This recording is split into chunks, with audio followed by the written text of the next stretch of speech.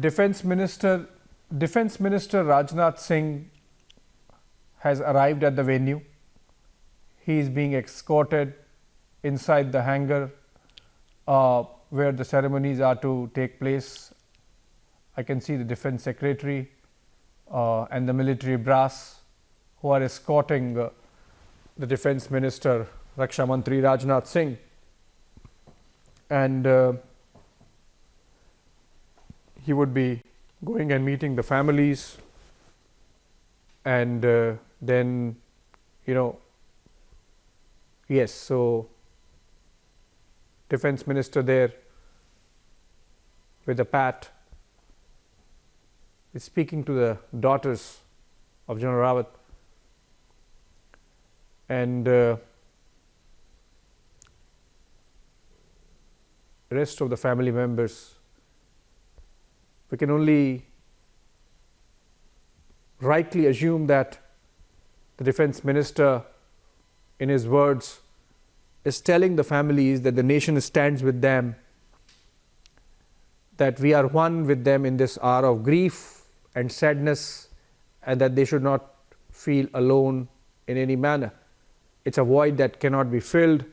It's a personal loss that can perhaps never be replaced in any manner, but then by standing with the families, the nation tells its soldiers that if they have taken an oath of even making the last sacrifice, supreme sacrifice, the nation is not going to let it go in vain, and be with the families.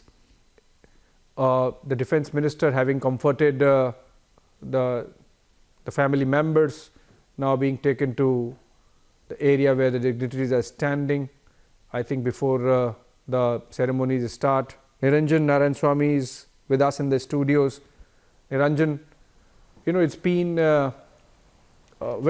very difficult 36 hours since yesterday morning when the news broke of a chopper crash. In fact, I was just at that time having a phone call with someone in the ADGPI office for something else about the preparations of the Vijay Divas. Remember, India is marking 50 years of Bangladesh freedom struggle and India's role in it, and the war with Pakistan in 1971 and the victory.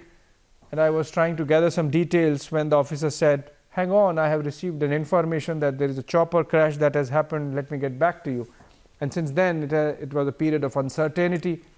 We were trying to fathom what has exactly happened, hoping, praying that the worst might not be true, and it remained so till almost evening.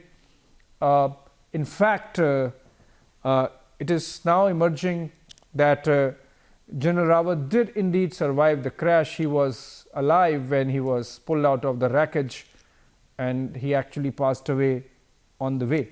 Niranjan. Abhishek, what makes this moment, especially for the families of the 13 brave hearts, all the more difficult is, when this evening we received the news, Abhishek, an update from the army, and this was an official update that came in a little after 6 p.m. And we heard that, and the families of the brave hearts are here at the Palam Air Base. We heard that the positive identification was done of just 3 mortal remains. 3 mortal remains. It's been possible only for General Bipin Rawat, Mrs. Madhulika Rawat, Brigadier Lidda.